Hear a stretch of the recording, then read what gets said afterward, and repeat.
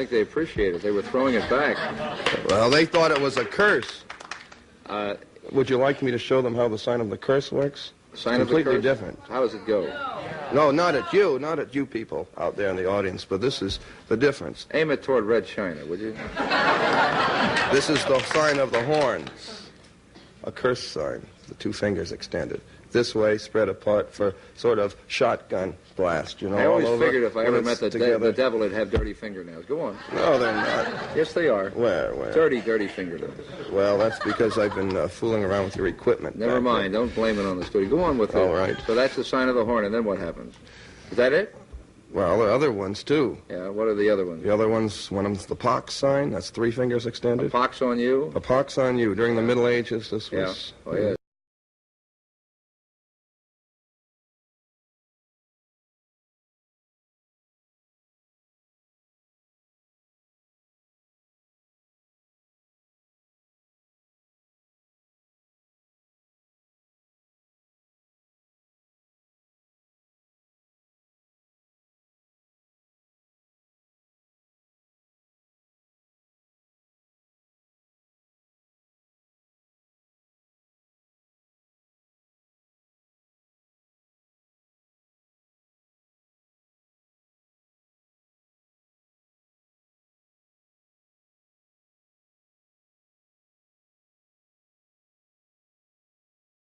And like I found myself emailing him the other day about something that I wanted him to do for me, and I was like, when I just thought about it, I was like, that's so selfish, because it's like,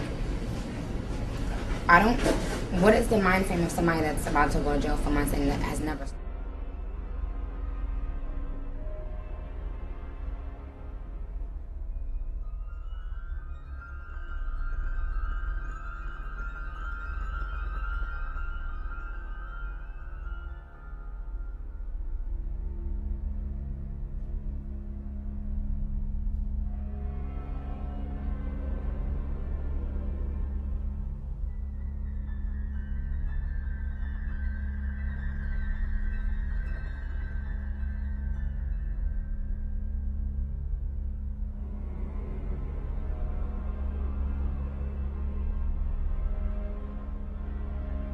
Because there's a bunch of devil worshipers in Hollywood. And there's a lot of black folks too.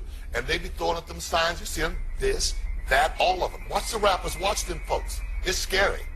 It's very scary. That devil is real. Well, what is this? Oh, the devil in this mess, yeah. Because I closed this up. I thought this was rock on. Be careful. No, the goat, be careful. I get possessed by the spirits.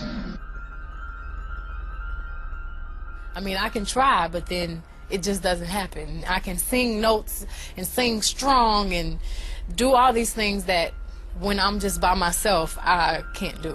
And I remember right before I performed, I raised my hands up, and it was kind of the first time I felt something else come into me. I don't want to blame him. I ask him to leave, but he can't. He's here for a reason. People have brought him out. People conjured him up. Now he won't leave.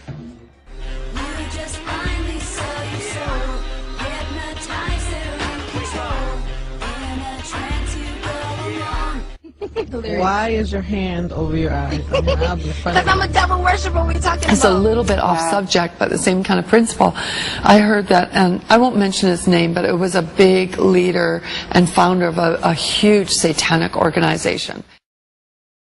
And he was on his deathbed, and for a Satanist at the time of death, it's a great victory for them, because death is a huge thing that they celebrate. And he was getting ready to die and pass on his powers and that. And on his deathbed, he must have got some revelation or an angelic appearance or something, and he went into shock and he said, "Oh my. Oh my, what have I done?" He said, "There's something very wrong. There's something very wrong. There's something very wrong." Wow. And his whole life had been spent propagating these satanic beliefs, getting everyone to believe, establishing official organizations for Satanism. And then at the end of his life, he gets this light that comes to him, and everything that he'd built, he realized was wrong. Or is a decision been made? The decision is like this close to being made. Am I? Yeah. Does it mean I should give up? You should give up and Yeah, go. Oh, you go for the exclusive? You mean? No. Yes, that too. Of course. Songs, you know, you're still on tour. I do, but I don't take it for granted. Why do you still do it? Why are you still out here? Well, it goes back to the destiny thing. I mean, I made a bargain with it, you know, a long time ago, and I'm holding up my hand. What was your bargain? To get where I am now. Should I ask who you made the bargain with? with the chief commander. On this earth? And on this earth, and then in a world we can't see. Bob Dylan has You're doing really well now, but didn't you release a CD like almost 10 years ago? Yeah, I mean, I released a gospel record when I was 15 because I grew up in, a household where all I ever did was listen to gospel music, and my parents are both traveling ministers, and so I kind of sang about, what was going on in my life at 15, and that's how I got introduced to the music industry. I swear I wanted to be like the Amy Grant of music, yeah, but it didn't work out, and so I sold my soul to the devil. Let's be honest. I like to have fun, but also, before Jersey Shore, no one believes this when I say it, but I was a freaking, shy girl. I was very shy. That's funny that I say it now, but I was really shy.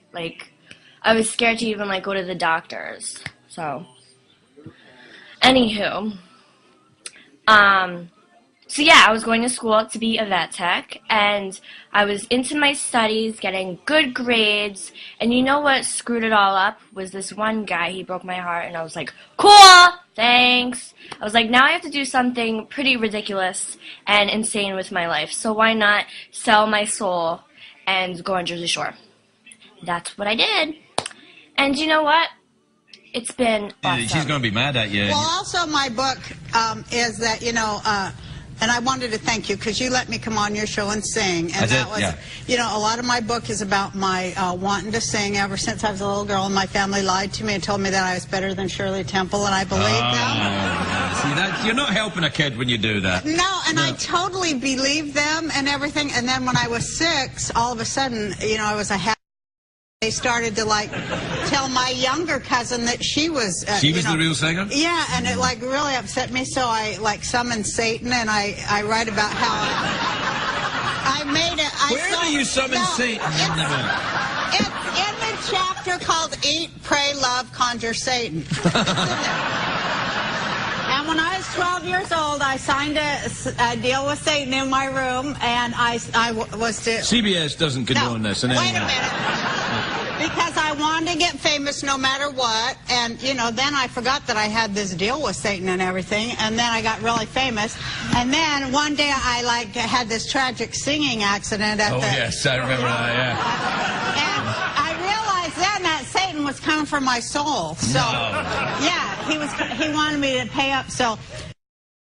About that, and how at the end I invite Satan to dinner at Spago. And you should. He's there most nights, but you should. But wait, and I ask him to, give me a refinance on my soul thing, and so that works out. It has a happy ending. Oh, so you and Satan are good then. Yeah, Satan, I have to say it's really cool because I totally... Satan is not true. You can't say that on CBS. I didn't say that. I said I lure him in, see? Oh, and then you have a fiddle competition. That's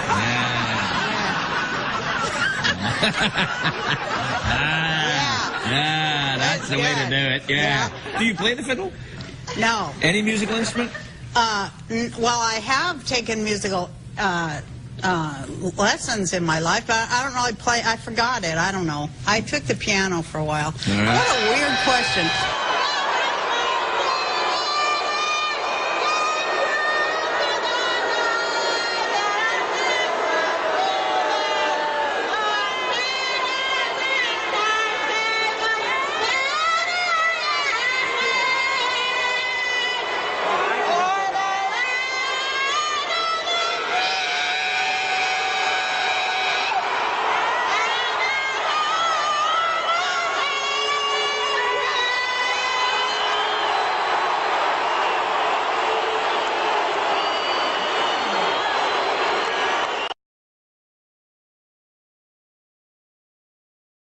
In that chair, we talked about Blue Streak. I love that dude. He played a role in your life, I believe. How do you feel about him as a person, as an artist? Martin Lawrence is the guy that showed everybody you can make it from D.C. to Hollywood.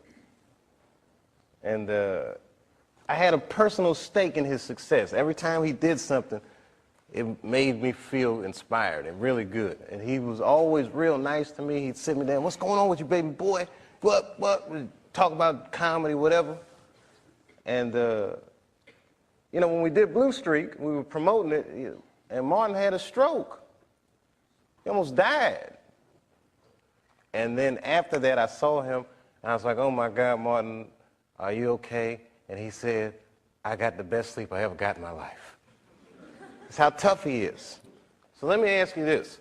What is happening in Hollywood that a guy that tough will be on the street waving a gun, screaming, "They are trying to kill me"? Yeah. What's going on?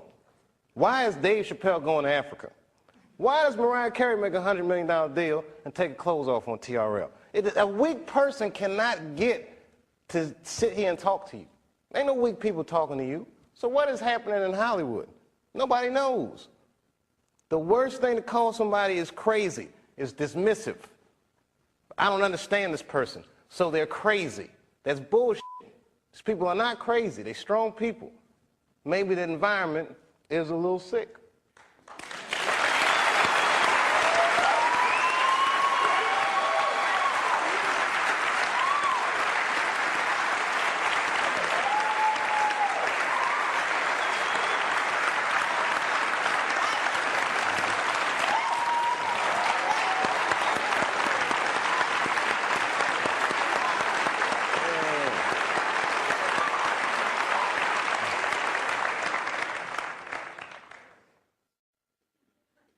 What did you mean, Dave, when you described your father's death in 1998 as the beginning of a terrible decline? I was 23 when I was doing Half Baked. I was getting ready to turn 24. And I was going through all the things that a dude goes through when it goes from one level to the next. I was starring in a movie that I wrote. So things start getting crazy around you. Yeah. And my 24th birthday was coming on August the 24th, and I said, this is going to be a big one. And the morning that I turned 24, phone rang, and my sister was like, Dad had a stroke. For the next year, I watched my father teeter on life and death. And it was just all this stuff, man. Like Dad was dying, the Half Baked didn't come out the way I wanted it to come out. I was real upset about that. Because it was a real cool script, and then I saw it, I was like, hey, man, you made a weed movie for kids. And it wasn't for kids, the script, you know. It was all these things, so much pressure. Africa. Then I was in Ohio. I get a call on my cell phone from Hollywood. I'm like, hello, Hollywood. They're like, hello, Dave. They're like, that pilot you did for Fox, looks like they want to pick it up. We need you to come out because they want to meet with you. And I was like, well, listen, I can't really come out right now. Got a real bad situation at home. Can we talk about this on the phone? No, they would rather meet with you in person. But you know, like the whore that they turned us into, I jumped on that plane and left my father's bedside, which I regret to this day, and I went out and I sat with these people in this room, and if you can imagine a large circle of people, and I was 12 o'clock, the black dude. Yeah, Dave, we really liked the show, but the pilot episode was about me getting booed off stage at the Apollo. They go, you know, but what are we going to do about it? I mean, there's not really any white people in it. I said, well, it's about the Apollo. It's not really white. Well, you know, we were thinking about the girl on the show. We didn't think she was that funny, not that good looking. I think we should recast her, maybe. And they started using terms like universal appeal. Basically saying they want me to recast a girl with a white woman. I said, yeah, I don't think I can do this, and I quit. On the cover of Variety, Chappelle pulls the race card. The race card. And I get calls from Newsweek, 60 Minutes. Everybody, we want your story. Now I'm scared to death. I'm like Rosa Parks or something. I'm like, I'm not ready for this. I was just venting a little bit. And then, a few months later, Dad dies. And that's hard for a young dude in his life. That's a real tough loss. I was there when he died. And he went from being my father to what are we going to do with the body? Within moments, it was over. And I'm going through all this stuff, and this is the guy I would usually talk to, right? Dead. And I got to figure this out for myself. I don't want to figure this out for myself. You know, I was beat down. I wasn't living right. You know what I mean? Like, the weed thing was just a bad habit at this point. And you know what I mean? All these, you know, chicken head girls you mess with when it comes with the territory. I'm just being real. Just being real. Just wasn't living right, man. I didn't feel good. And the stand-up stuff was just some angry stuff. It was just like I was kind of bottoming out. But when my dad died, because I've been commuting back and forth to Ohio so much, that's when I bought the farm, which I called the Hollywood farm. Did you stay in Yellow Springs for a while? I live there to this day. I live there to this day. I'm raising my kids there.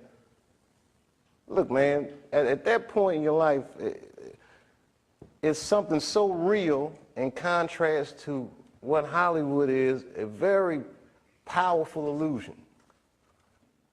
And when your dad died, it kind of just broke the spell, like, oh, this is bullshit. Look, I've been spending so much time doing this. What about my family? What about my friends? Wait, whatever happened to my friends? Damn, I don't even have any friends. Ugh. So I bounced, man. New Year's Eve, 1999, I moved into that farm, and that was it. As far as I was concerned, I was done. When you look in the mirror now, and the image that looks back at you, are there days when you say, well, I kind of like this, or I like my hair today? Or, I'm never I think I'm pretty cute today? No, I'm pretty cute today.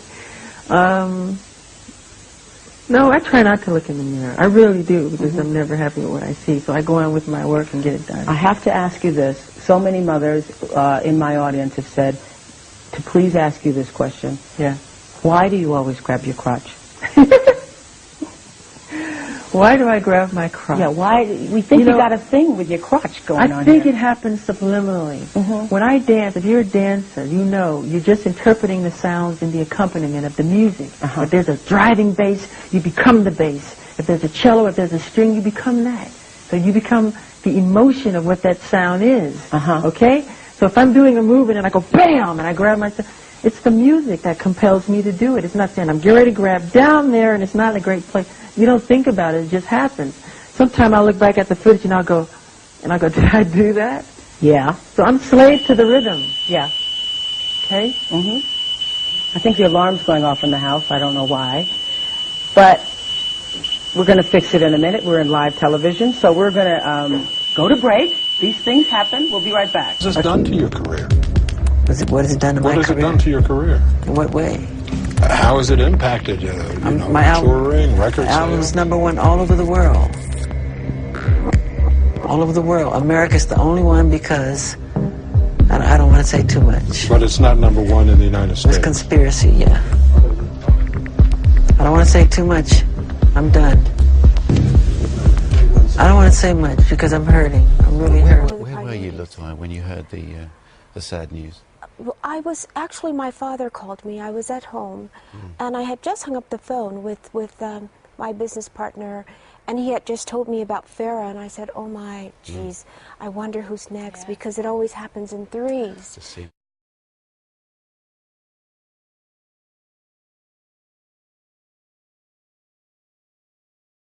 People controlled him. They controlled him. They did what they wanted, and it was very difficult for him to say no, no, no.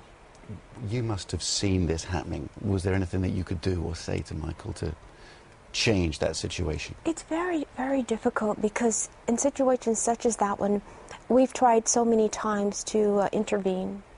And it's not always that easy because they keep everybody at bay. They keep everyone away, actually. Everyone. How did they do that? By controlling. And I know because I have been in a controlling and abusive relationship, but by controlling him, controlling his thoughts, control what he does, not letting any, giving orders, not letting anyone through the gates, not letting anyone near security, things of that nature. And this way they have him and they control whatever he does. The phones, no phones in the house. You suspect foul play. Do you think, Michael, do you think it's murder? Absolutely. Absolutely. I said it in the beginning and I believe it to this day. You must remember, Michael told me repeatedly that they were going to kill him, that he was going to die. And who did it? He made and created so much joy for the world. And the system, meaning the record companies, totally took advantage of it. But this is very important, what we're fighting for. Because I'm tired, I'm really, really tired of the manipulation. I'm tired of how the press is manipulating everything that's been happening in this situation. They do not tell the truth, they're liars.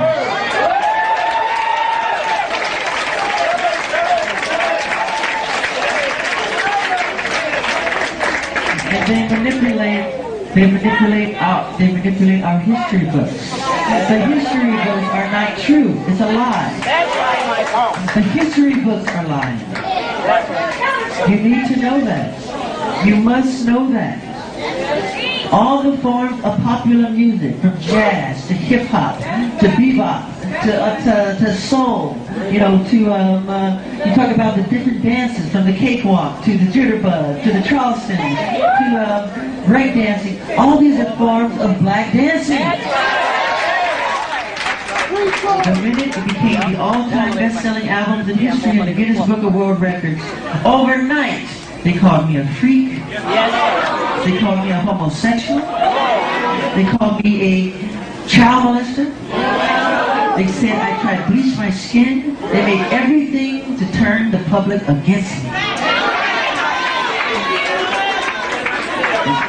This is all complete conspiracy. You have to know that. You know, it's time. I love you more. It's time for a change. And let's not leave this building and forget what has been said. Put it into your heart. Put it into your subconscious mind. And let's do something about it. We have to. We have to. Because it's been a long, long time coming. And a change has got to come.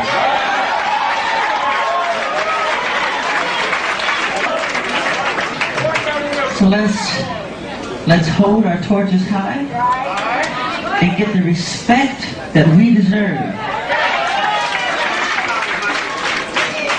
I love you.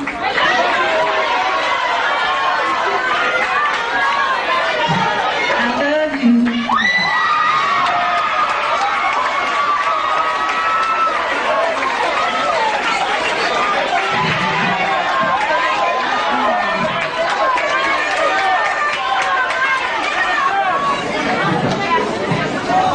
Don't put this in your heart today and forget it tomorrow.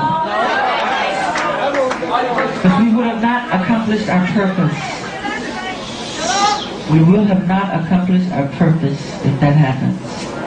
This has got to stop. Thank you for, giving me the opportunity to be heard, in a positive light. Yeah. Or just in a fair light. And if I inadvertently talk about your situation, I got you. You let me know. I got you.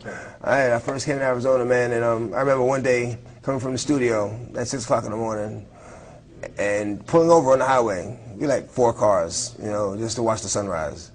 And it was at that point that I fell in love with Arizona. I said, you know what, this has to be God's country.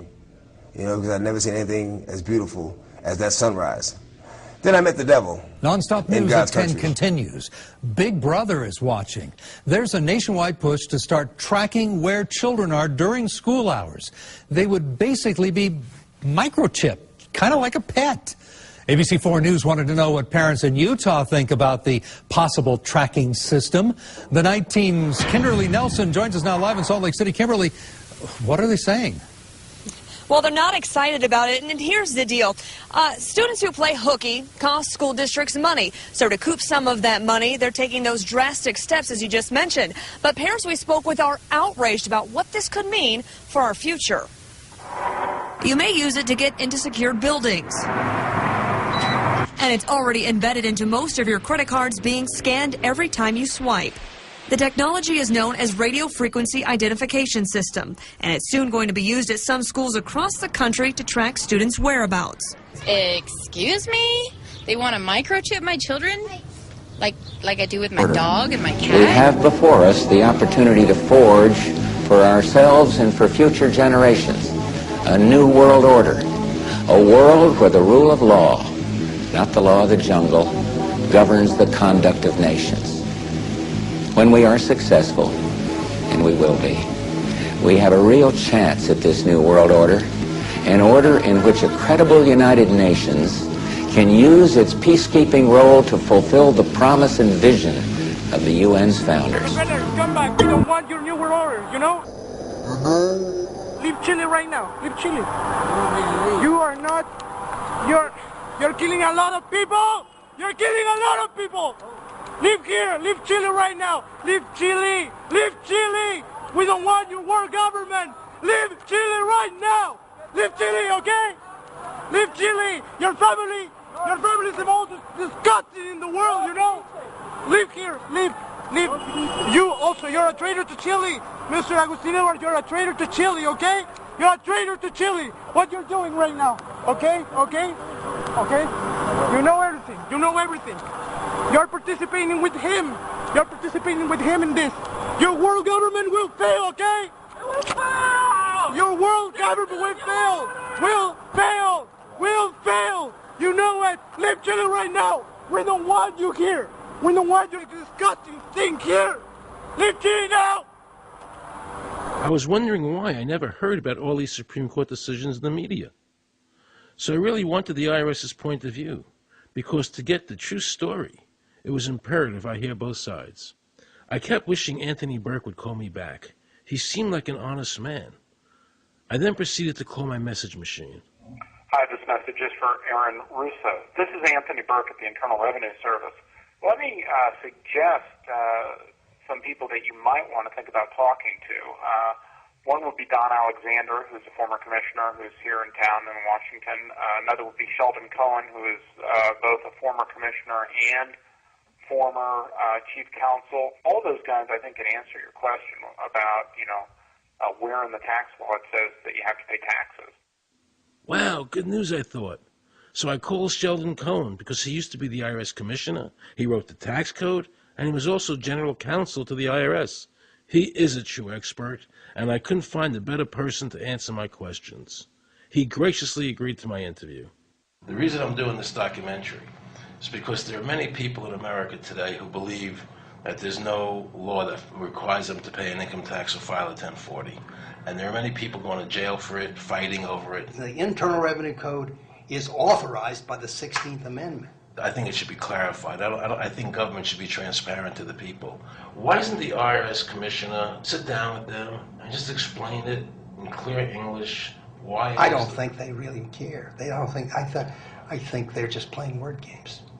You don't think they're sincere people? No, I don't think they're sincere people. What does voluntary compliance mean? And why does the IRS code say it's voluntary to comply, not mandatory? That's a word euphemism we use. We use voluntary compliance when we talk about traffic signals. Most people, at 2 o'clock in the morning, do you stop at a red light? Yeah. Is there a cop there? Well, sometimes I don't. Well, I do. And most of us do. Most of us do. Right. But that's voluntary compliance. That was a complete perversion of logic. Traffic laws state that it is mandatory to stop at a red light. The IRS code says it's voluntary to comply. Mandatory and voluntary are the complete opposite of each other. Yet he wants us to believe that they mean the same thing.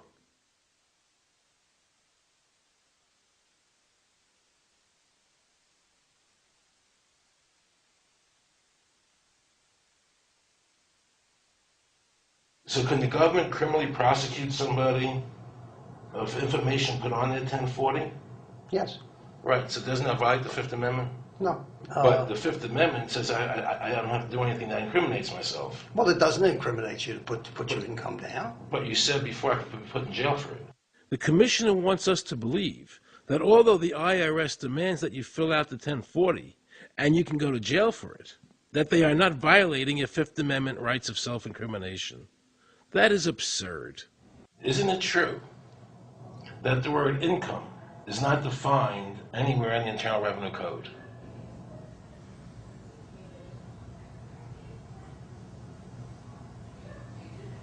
The law says that the government has a right to tax income from any source derived. So, but the word income is not defined in the code. It just says income without a definition of what income is. That's right. Correct? Yeah. But there are many different kinds of taxes. Well, how can an American citizen know what income is if the code doesn't define it? If they're paying an income Because tax... the courts have all defined it. Do you remember what constitutional attorney Edwin Vieira said? The definition of income in the Constitution was given in the Eisner versus Macomber case, and it turns on gains or profits that are made from some activity.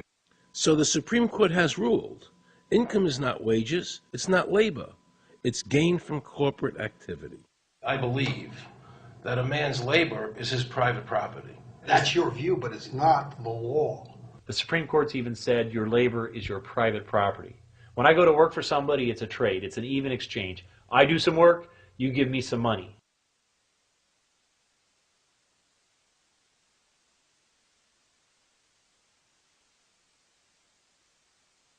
In 1916, we had the Bruce-Shaber case and the Stanton case. And the Bruce-Shaber case and the Stanton case said that the 16th Amendment gave the government no new taxing power.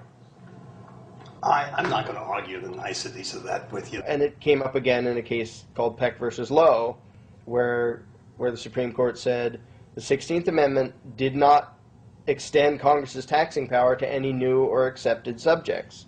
In other words, if you weren't taxable before the 16th, you weren't taxable after the 16th. Today I interviewed a juror, okay, who sat on a case, and they found the person not guilty for lack of filing, okay?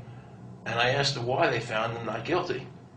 And she said because the IRS couldn't show us the law that made him liable to file a 1040. All they need to do, if there is a law, is to show us the law, which, of course, they never did. And the reason they didn't do it was why? Because there is no law. Title 26 requires you to file a return. But doesn't Title 26 have to be in compliance with the Supreme Court decisions? You're going to take a 1920 case and superimpose it on the whole Internal Revenue Code that was written after it? No, that's not. I can't believe what I just heard. Rewind. You're going to take a 1920 case and superimpose it on the whole Internal Revenue Code that was written after it? No, that's not. Remember he said earlier the Internal Revenue Code was authorized by the 16th Amendment? The Internal Revenue Code is authorized by the 16th Amendment. Remember, the Supreme Court said the 16th Amendment did not give the government any new taxing power. These decisions have never been overturned. Let's listen further. Can the lower courts overrule the Supreme Court? No. How are they putting people in jail today for not paying a tax on their labor when the Supreme Court said they don't have to? Doesn't the IRS code have to be in compliance with the Supreme Court? That's my big question. This is a waste of time. Well, because whatever I say, you're not going to believe. He's right. I don't believe him. And neither should you. He wants us to believe we should obey the IRS code, which is being enforced in violation of the many Supreme Court decisions. If the Supreme Court made a decision... Thank you, Aaron. I think we're finished. I'm sorry, Mr. Cohen, you're doing that. Well, I'm sorry that you constantly re-argue the point. You're liable because the law says that you're liable, and the courts say the law says you're liable, and that's why you're liable. You see, he's talking about the lower courts, who are not in compliance with the Supreme Court, as they have to be. Doesn't the court have to be in compliance with the Supreme Court? The Supreme Court has so held. Where? You caught me unprepared. I'll come back. Well, I don't want to do that. But let me ask you a hypothetical question. No. You're making silly arguments here. Why is the Supreme Court decision a silly argument? Well, because it's inapplicable. That made my heart stop. He just said Supreme Court decisions do not apply to the IRS. That's the behavior you would expect from a totalitarian country, maybe China or Russia or Cuba. Not from America. They're just making up the law as they go along. Now I knew the tax honesty movement was right. The IRS thrives on intimidation and fear, not by law. It's no different than a criminal protection racket, using force to extract your money from you. Then the former IRS commissioner, now working at a prestigious Washington law firm, threatens me. Watch. Aaron, you understand Yiddish. Gornisht helfen. For those of you who don't understand Yiddish, that means nothing will help you. Now it all became clear. I understood why the IRS wouldn't go on camera and talk about where the law was. I understood why all the senators I called refused to be interviewed. There is no law. And now you know what our political leaders and the courts have known for decades and have tried to cover up. The United States Constitution strictly forbids a direct, unapportioned tax on the wages and salaries of American citizens. The United States Supreme Court has consistently ruled that the income tax is a tax on profits and gains, not on labor and wages. On behalf of the American people, I challenge the IRS to show me a statute that allows a direct, unapportioned tax on the wages and labor of the American people. And if I'm wrong, I will give my most humble apologies to the IRS. If the IRS is wrong, and there is no law, then every person who's been jailed should be let out of jail immediately, and any assets seized should be returned to their rightful owners. If this is a nation of laws and a free country, then the IRS should show the law to the American people. I thank the gentleman. I rise in opposition of this bill, but I would like to clarify something. We're not trying to scare kids. This president's foreign policy is what's scaring the kids of this country. And that people have said today, why are people believing this? Why are people believing this big internet hoax? Well, it's the same people that told us Saddam Hussein had something to do with 9/11. Same people that told us Saddam Hussein had weapons of mass destruction. Same people that told us we were going to be able to use the oil for reconstruction money. Same people that told us that we'd be greeted as liberators, not occupiers. Same people, same president that told us the Taliban is gone. Same president that told us that Poland is our ally 2 days before they pull out. Same president that tells us Iraq is going just great. Same president that tells us the economy is going just great. Same people that told us the tax cut was going to create millions of jobs. Same people that told us that the Medicare program only cost $400 billion when it really cost $540 billion. So please forgive us for not believing what you're saying. Please forgive the students of this country for not believing what you're saying.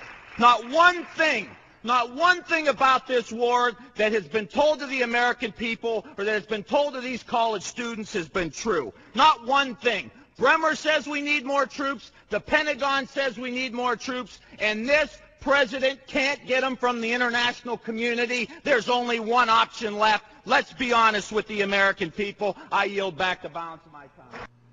If we are to escape the same fate that befell the Neanderthals and our other experimental predecessors, our best hope for survival is to crack our genetic code and activate the power of our divine DNA. Dr. Hammer, a molecular geneticist, claims he has identified the God gene in human DNA. It's called VMAT2, and its job is to release the feel-good chemicals in our body called dopamine and serotonin, which give us the experience of bliss. VMAT2 is the DNA gene of our pineal gland. What's the pineal gland? It's a gland about the size of a raisin located between our eyebrows and directly behind our eyes, right smack in the middle of our cranium. It's called a pineal gland because it resembles a tiny pine cone. This powerful gland is believed to be the seat of our soul and the gateway to the universe and higher realms. Because its structure is remarkably similar to our eyeballs, it's called the third eye or the mind's eye. It actually has a lens, cornea, and retina. The blue bloods revere it. They call it the all-seeing eye and have featured it on the US $1 bill. Strangely, our pineal gland, which is tucked away in the dark recesses of our brain, is bioluminescent and sensitive to light. Like a cell phone, it has a built-in wireless transmitter and is the connecting link between the physical and spiritual worlds and higher frequencies. By awakening our pineal gland, we can speed up our learning and memory abilities, enhance our intuition, wisdom, and creativity, trigger our psychic healing abilities, and experience bliss. The symbol of this pine cone-shaped gland is the pine cone. It is so revered by the Vatican that a special court was built called the Court of the Pine Cone, where the symbol of the world's largest pineal gland is on display. The symbol is also found on the staff of the Pope and the Egyptian god Osiris. Considering the power and function of the pineal gland, why has it been ignored and given so little mainstream attention? Why? Because it's our power source, and the ruling families know this. Medical science refers to the pineal gland as the atrophied third eye. By the age of 12, it is already calcified and hardened, and by adulthood, it is dormant and atrophied from lack of use. Recent research reveals that fluoride, which is a toxic additive to our water supply and toothpaste, accumulates in the pineal gland where it wreaks havoc. Outdoor activities, eating less sugar, and eliminating processed foods and fluoride from our diet can help to revitalize it.